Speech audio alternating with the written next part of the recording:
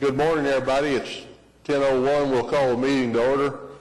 The item 2 is approve the minutes of the meeting of April 10th, 2014. Motion's been made. Are there a second? All those in favor signify by aye. Opposed, same sign. Ayes have it. Item 3 is receive there's 2 items, the judgment roll and the financial statements for 9 months. Motion been made, seconded. All those in favor signify by aye. Opposed, same sign. Ayes have it. Item 4 is ratify the approval of the payroll for the month of April 2014. Motion been made. Are there a second? All those in favor signify by aye. Opposed, same sign. Ayes have it. Item 5 is approve the claims docket. Motion been made and seconded. All those in favor signify by aye. Opposed, same sign. Ayes have it. Item 6 is approve the following service applications, and they are 1, 2, 3, 4, 5, 6, 7. Are they 7? Okay. Motion been made. Are there a second? All those in favor signify by aye. Opposed, same sign. Ayes have it. Item 7 is receive the report of death and authorize the payment of $5,000 benefit and approve the continuation of the pension to the spouse. Motion been made and seconded. All those in favor signify by aye. Opposed, same sign. Ayes have it. Item 8 is receive the report of death and authorize the payment of $5,000 death benefit and authorize the Secretary to make the necessary changes to conform to the following, and there are 3 of them. Move it. Are there a second? All those in favor signify by aye. Opposed, same sign. Ayes have it. Item 9 is receive the report of death and authorize the Secretary to make the necessary changes to conform, and there are 2 of those. Okay, are there a second? All those in favor signify by aye. Opposed, same sign. Ayes have it. Item 10 is to approve the following application for vested rights. Motion been made and seconded. All those in favor signify by aye. Opposed, same sign. Ayes have it. Item 11 is the investment consultant report. Andrew, you are on, sir. Good morning, everybody. Heck of a game last night. A little sleepy from it. Game? Was there a game last night? So I was in the 15th floor of my hotel, and as the storms rolled in, right when the game ended, I was watching people running on the street, just getting hailed on. I mean, I couldn't believe it. There was nothing they could do though. So I'm a Clippers fan. Come on, I'm all about the Thunder. The Thunder actually really unbiasedly my NBA team. There's no other team in the region, so I've always been a Durant fan. So let's start on tab 1, page 4 here, and just give kind of a review of first the economy, and then we'll move into the capital markets, how the economy influenced the capital markets. But big picture, really coming off of a strong 2013, growth did slow a little bit globally and in the U.S. on the economic front in the first quarter. 1-year GDP at the end of the first quarter was at about 2.3%, so decently strong growth, but still we ended up above 3% as of the end of 2013. In the U.S., January was a very negative month as far as the economy goes. February, still negative. Things started to pick up a little bit. But the real story was in March, after the harsh winter sort of subsided, stronger manufacturing numbers, stronger consumer services numbers, and it seems like there's pretty positive momentum heading now into the second quarter and really into the rest of 2014. Coupled in with that, low interest rates, progress in the labor market, so really good prospects for the next year or so for economic growth, at least to be higher than what we've seen in the last year or so. On the unemployment front, the unemployment rate held steady through the first quarter at about 6.7%. Through April, though, those numbers have been updated. It's down to about 6.3%. Department of Labor added on a few weeks ago that the U.S. had added about 192,000 new jobs through March. So that means that the U.S. has recovered through the end of March all but about 440,000 of the 8.7 million jobs that were lost in the recession. So certainly good progress being made there, but we've heard throughout the last year really the Federal Reserve talking about that kind of magic 6.5% unemployment rate for them to start raising rates. They've actually sort of detached from that sentiment now. The unemployment rate, as I'm sure most of you are aware, includes people who are who are not, it does not include people who are looking for jobs. So it's the 6.3% is a little bit worse than it seems to be. So the Fed is now basing their raising rates on what labor numbers are, just like the jobs that were added in March, and also the financial market conditions. So still, really the takeaway is probably 2015 before we need to worry about any rising rates impacting the bond market substantially. So how did this all impact the market? If we look at page 4 here, this is just a graph of different asset classes over different time periods. Really broadly speaking, in the capital markets, January was a very negative month. February was a very positive month. It actually more than offset the losses in January. And then March and April were really both a mixed bag. A lot of up and down going on throughout the last 4 months, really, the first 4 months of the year.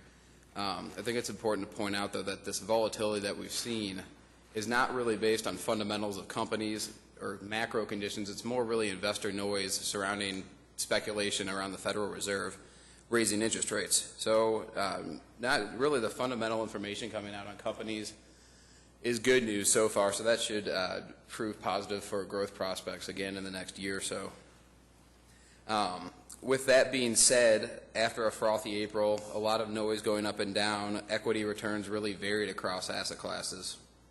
U.S. large cap companies, in response to the positive market momentum that we saw here in the first quarter, were up about 1.8% in the first quarter. During the month of March, the S&P 500 hit record highs for the 9th consecutive month, so we keep hitting those breakpoints at the top there. And then through April, U.S. large caps have actually advanced farther and are now up over 2.5% on the year. So the first 4 months of the year, U.S. large cap companies up 2.5%. U.S. small cap companies, however, have underperformed.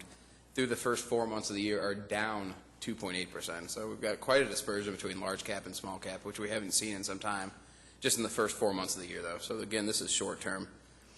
Developed non-U.S. equities, so the MSCI EAFE index, these companies are up about 65 basis points, so less than 1% in the first quarter, but they all experienced a pretty strong April.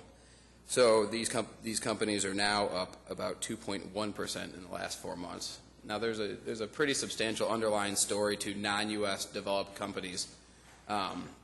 You have on one hand Japan, which has actually struggled a lot in the first 4 months of the year, and then Europe has done very well. So you couple these together in the index and you get a return of about 2% for these companies, but a lot of dispersion there with Japan struggling and Europe actually responding very well so far in the year. Two emerging markets, the dreaded emerging markets, which it has been for the last year or so,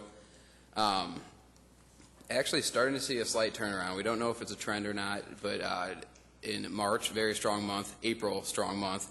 Still, year-to-date in the last 4 months, EMs are about flat, but that's certainly better than the negative that we've been getting used to hearing, really over the last year and a half or so. So again, not so sure if it's a turnaround or if it's a short-term issue, but flat is certainly improvement upon negative in that space. If we could jump ahead to page 10, we'll hit on fixed income really quick and just how the markets treated rates and bond prices. Really, again, despite a lot of noise surrounding rising interest rates, rates slightly declined during the first quarter. So you had rates at about just over 3. The 10-year Treasury was just over 3% at the end of 2013. That's come down to about 2.7% at the end of the first quarter.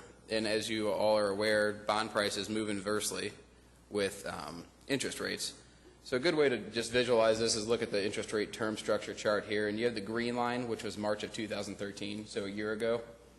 The yellow line is the end of 2013, 12/31/2013, and then the purple line is 3/31/2014. So you can see from March 2013 to the end of 2013, you had rates rise pretty substantially, and then they've come back down in the first quarter here. So with that, given that rates rose over the last year, bond prices have declined on the last year, but just in the last quarter, as rates have declined, bond prices have advanced. The Barclays Aggregate Index is up about 2.7%, has advanced 2.7% in the first 4 months of the year. That's as rates have declined. But in the last year, as rates have risen, the Barclays Aggregate is just slightly negative. Just to summarize really quickly, big picture, where we are as of April in the last year in the major asset classes, just from best to worst. So this is where we stand. Again, 1 year trailing in April. U.S. small caps up about 20.5%. Those are in line with U.S. large caps, also up about 20.5%. Developed, non-U.S., up about 13.5%. EM still negative in the last year. Excuse me. Down about 2%.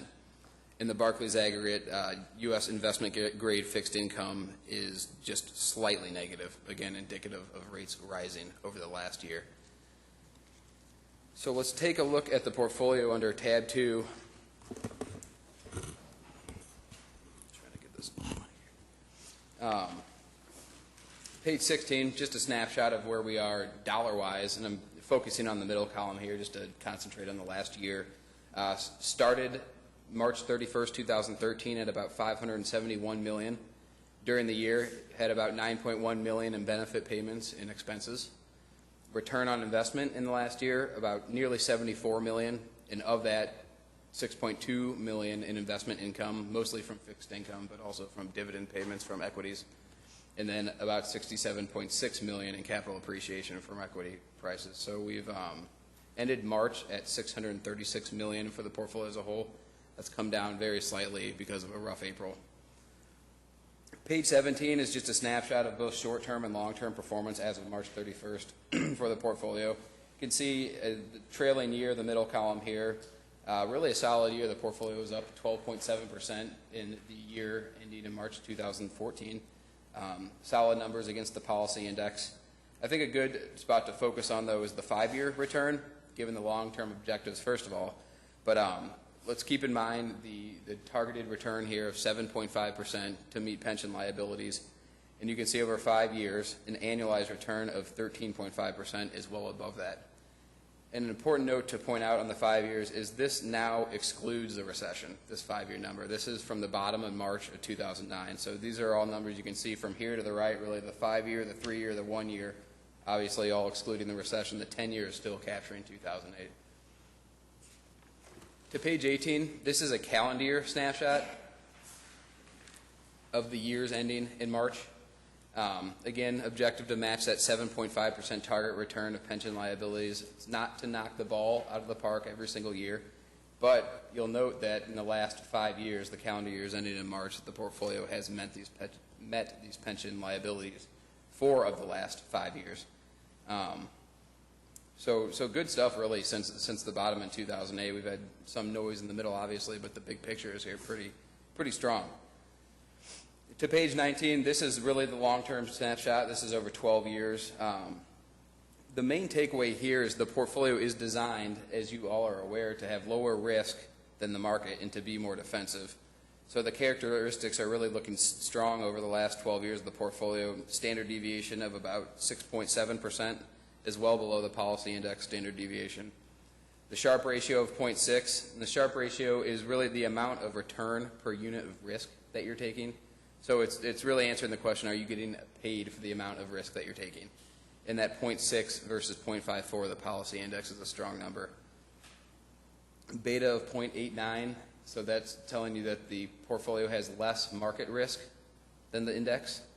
The upcapture number of 94.9, that's a strong number. It's saying that it's not keeping up completely with the market when it's up. So theoretically what that's saying is if the market's up 100%, the portfolio will be up around 94%. But on the flip side, the down capture number of 91 is saying that if the market were down 100%, the portfolio would only be down about 91%. So good risk-adjusted metrics here. And the long-term picture is really painted on the risk-return chart on the top left-hand corner. You can see the portfolio's lower risk profile has provided more return with less risk than the policy index. We always say that you want to be in the upper left-hand corner in Seattle if you're looking at it like a map of the United States. So the total portfolio is there where we want it to be relative to the index.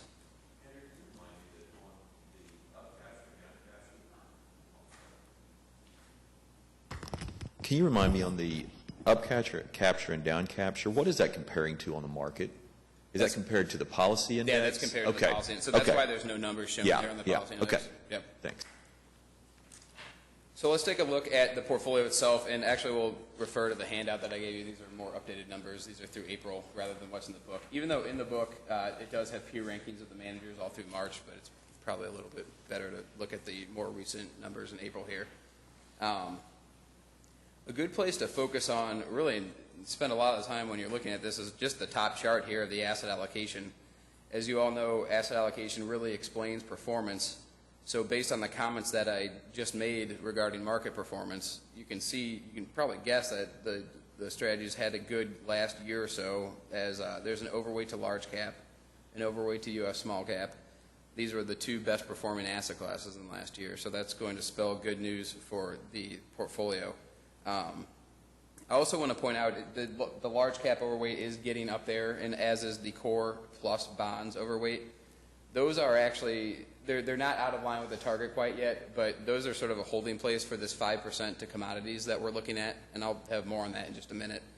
But as soon as we fund the new commodity manager, the overweights will come down from those two sectors. Flipping the page, portfolio ended the month at about $633 million. Year to date, the portfolio is up about 1.7%. And this is a good time to point out a lot of, at the end of 2013, a lot of questions. Why do we have fixed income? Why do we have fixed income? Well, fixed income certainly has helped in the first month and year to date. Fixed income is there. Really, it's benefits of capital protection and modest return as equities are sort of sluggish. That's why we have fixed income in the portfolio, and it is protected well. Year to date, in the first 4 months of the year, the fixed income composite is up about 3.3%, whereas the portfolio as a whole is up 1.7% year to date. And a lot of that has really come from the Brandywine funding that we did last year. So that's been very beneficial so far. On the trailing year, the portfolio is up about 11%, and again, it goes back to that asset allocation chart. The overweight to small caps, the overweight to U.S. large caps have really, really driven performance here. Non-U.S. equities have also helped out, whereas in the last year, fixed income has not been as beneficial.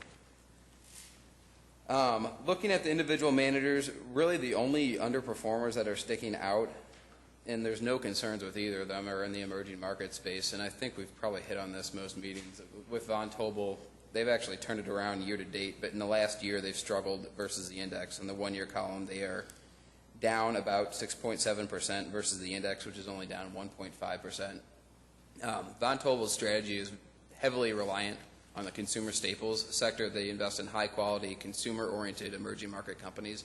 These companies, this sector that they invest in primarily, has been the worst performing sector within emerging markets. So performance is very cyclical and predictable with Von Tobel, so there's no concerns on that front.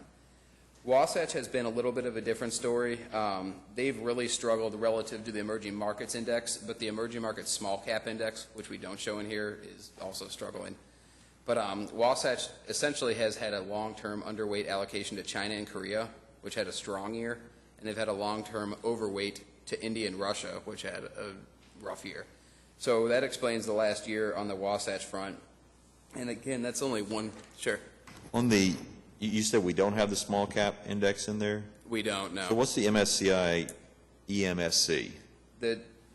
Oh, I'm sorry. We do have the small cap. I didn't see it in there. Yep, okay. I was looking below the yep, there we go. Okay. That is, all right, corrected.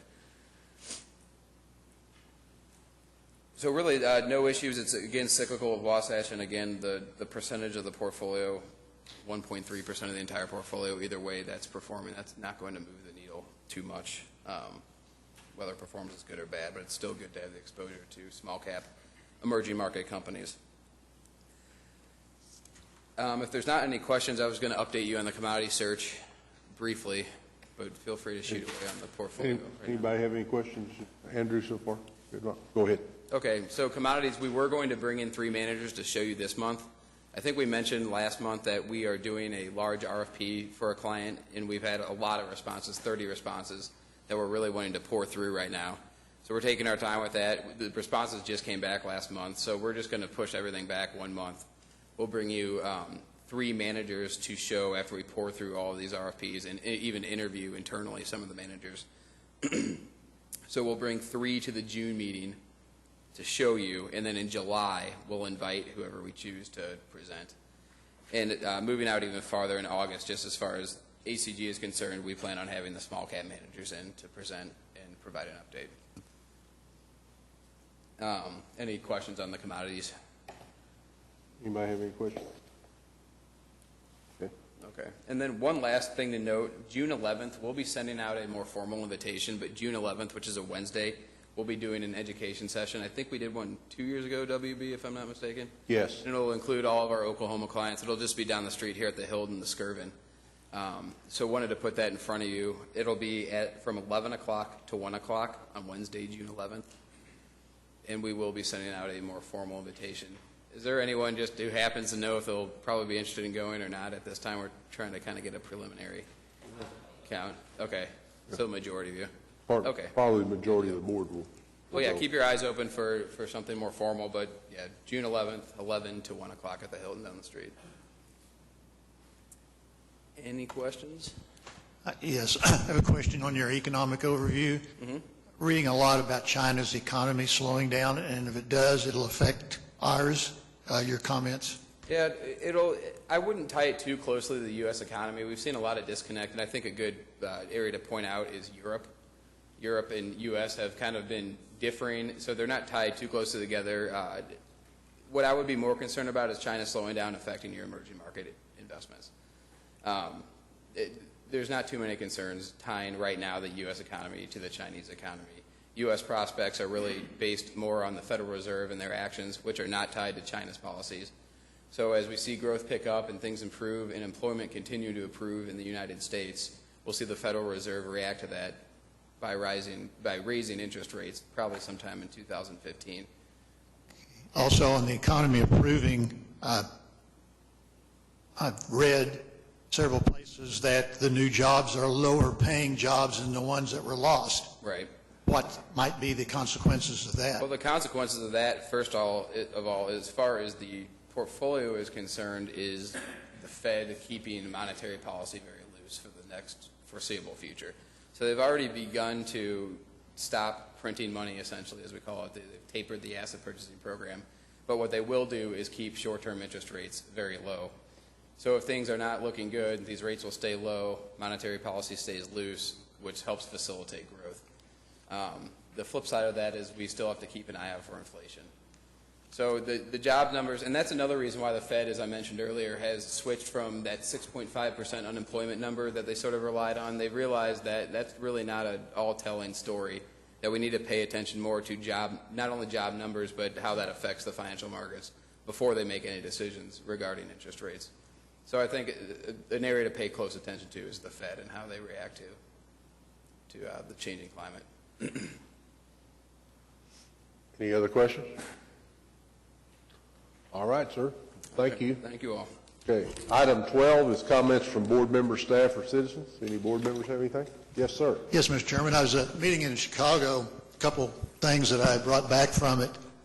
One, there was an entire session on this, and at the exchanging ideas talked about a lot. It was is there a requirement, whether it's a moral or whatever requirement for the city to provide financial education to their employees? Okay. A lot of people thought it was a good idea, but whose responsibility is it? Is it the city? Is it the retirement board, et cetera? So that was there was quite a bit of discussion on that.